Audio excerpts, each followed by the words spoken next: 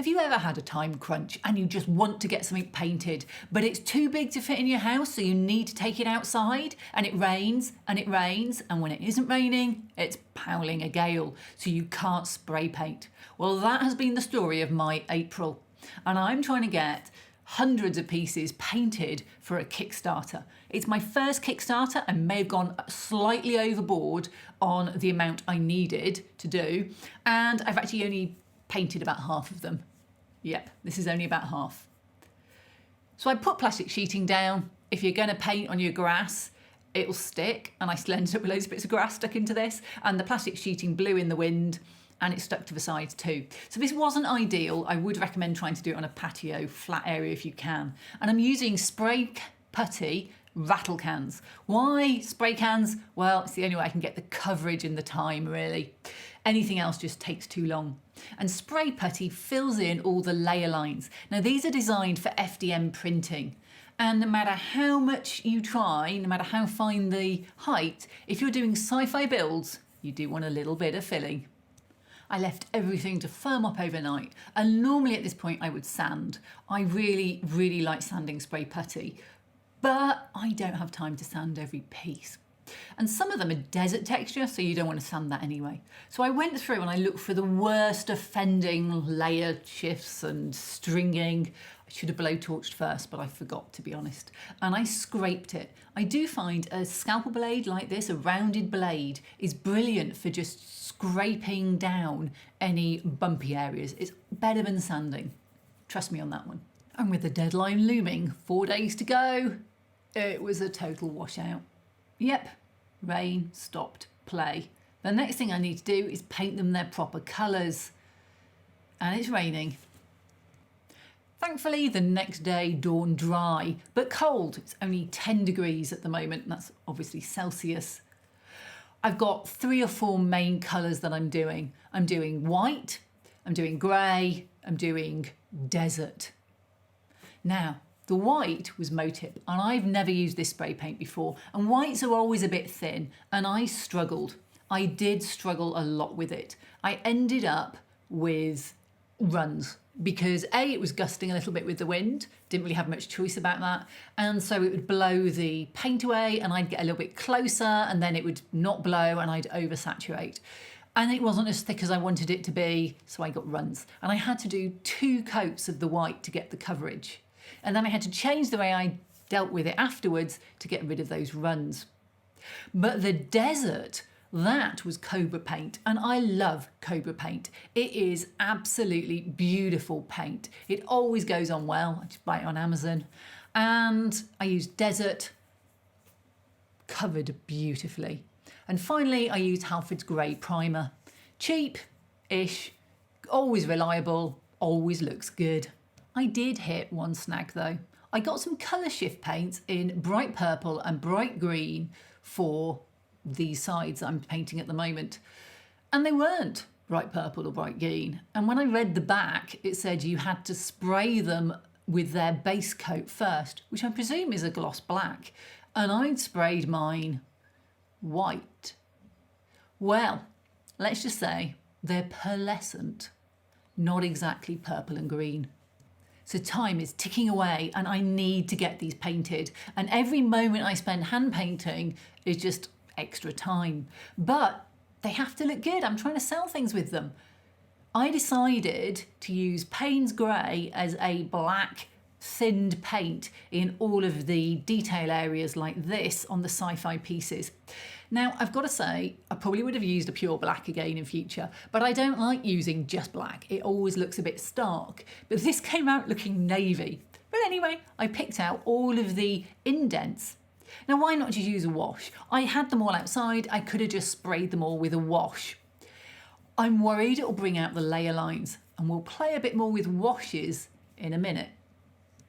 There's over 30 pieces at the sci-fi ring.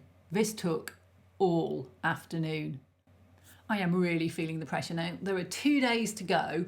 I need to get this painted and there's so much detailing to do. Plus it takes me a day to edit out the videos. So even when I finish painting, I've still got to do the final photos and the video edit. But anyway, enough panicking, back to the painting. I am reluctant to do washes on FDM prints because I think they accentuate the layer lines. But I think this desert texture really needs a wash on it. So I'm using my brown acrylic wash. I did a quick video on washes a while ago. I've linked it here. And acrylic washes are my least favourite. But I have one mixed up in brown and, well, let's just see.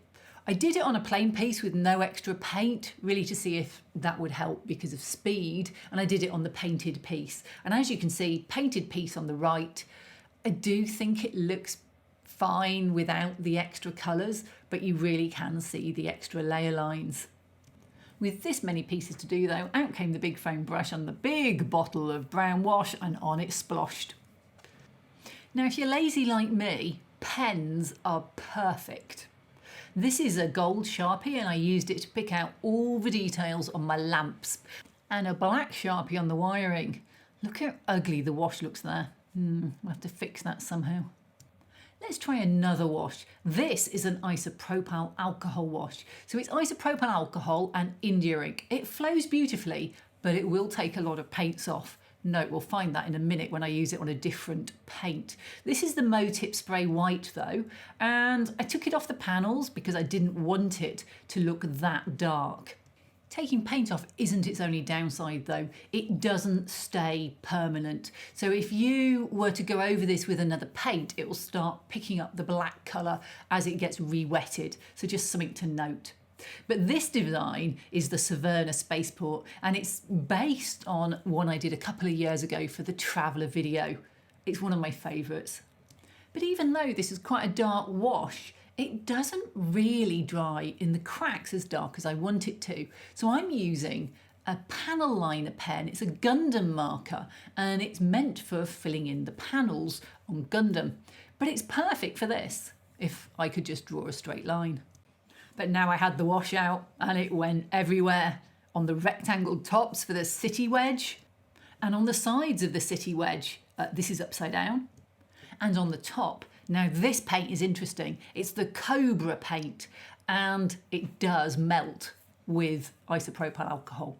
So you can brush it once and leave it, that's fine. But if you go over it again, it will start bringing it off. Having said that, I really like the effect. When it's dry, this looks awesome.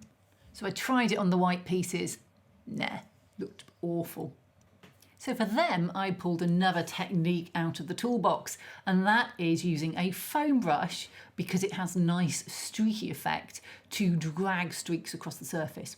Now this does a number of things. One, it hides the runs because I can put a nice grey splodge across any runs.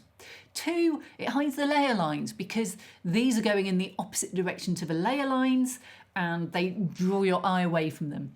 And three, it cleans up any muckiness on the navy that I put on because I can just go over it with some of the grey.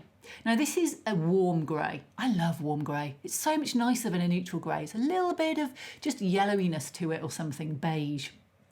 And over each of the pieces I went through, sideways on getting nice long streaks, flat on to get the more delicate streaks. This was quite heavy though. It wasn't the effect I was really going for originally. And I could have used a lighter grey. But the secret to this one is to use a second layer, but that's for another day. Doesn't time fly? It's another day already. Only one day left. I don't think I'm going to make this. So I went over every piece again. I didn't quite put as much on this time, and I tried to keep this whiter colour, it's just got white mixed into the grey, on the highlights and on the edges. But try what I may, I can't get into the tops of those panels with this brush. I had to fix that with some time-consuming hand painting all the tops of the panels and any ridges that stuck out with a brush. And this is the difference having an extra layer makes. This is without, and this is with. It's subtle and you can build it up, but it does just make it look slightly less like I just slapped some paint on. More metallic pen goodness gave me shiny silver lights, but I feel like they need a bit of a wash in the edges of the lights just to make them slightly darker. Before I did that though, I made my portholes silver too. I'm using Tamiya panel liner.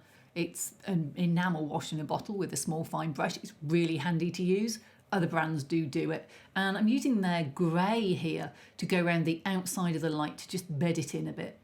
But even more to just do something with. I think it's an IPA wash and it doesn't pull off the Halfords primer particularly, so it's quite a good option on these. I forgot to paint the underneath of the blast doors. Shh, don't tell anyone. This is starting to feel never ending. More streaky goodness on the landing pads and I must be getting near the end now. Nope, another one. And another one. But wait, there are details to paint too. There are tanks. There are more tanks. There are shelves. There's pipes. And there's pipes. And even more pipes. And let's not forget the canopies. And signs. And doors. And then, of course, I had to add a wash over everything to tone it down. And some brown Tamiya panel liner around the lights. And finally, I was finished painting. Well, except for the top to this piece that I'd forgotten to do, which I had to whiz outside, spray paint grey and then put a black wash on. But apart from that little problem, I just had to clip everything together. Now this is part of my modular core set and it all clips together with open lock clips. You put the base together, you put the sides together and you put the tops on the bases. Everything clips, very easy to take apart, rearrange. Now this is quite big because I've got this amazingly big Zerg mothership that will get made into a more Star Warsy feel ship, but I just haven't got round to it. That is a video coming later this year. And the others go together in the same way. But I need to talk about my Kickstarter. It goes live on Wednesday the 26th of April and there'll be late pages if you're looking at this video much later on.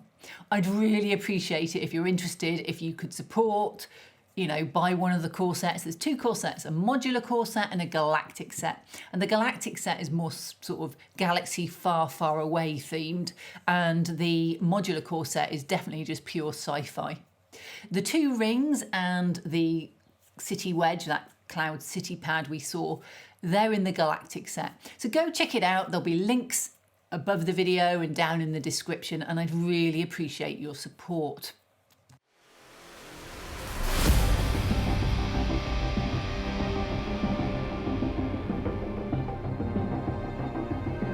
Do your spaceships have nowhere to land on your battle mats? Do your troopers have nowhere to guard?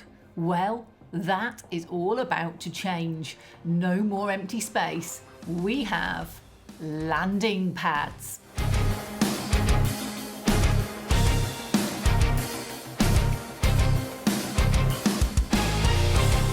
This sci-fi modular landing pads Kickstarter has so many, I literally can't show you them all. It has almost infinite combinations, featuring ring landing pad designs all the way through to classic clean sci-fi and some ones you might recognise from a galaxy far, far away.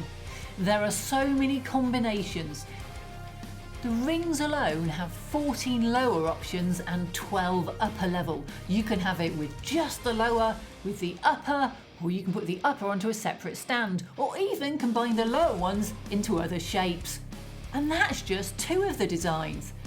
The modular core set has base options for squares, circles and hexes. There's over 30 different tops, 11 different sides and 5 different legs, and that's before the stretch goals. This is just a small selection of what you can build. But I need to save the full spiel for the pitch video, which will be coming out on Wednesday when my Kickstarter goes live. If you're interested, links are down below. Please consider supporting me. So that's it for this video. Don't forget to subscribe, and I'll see you next time.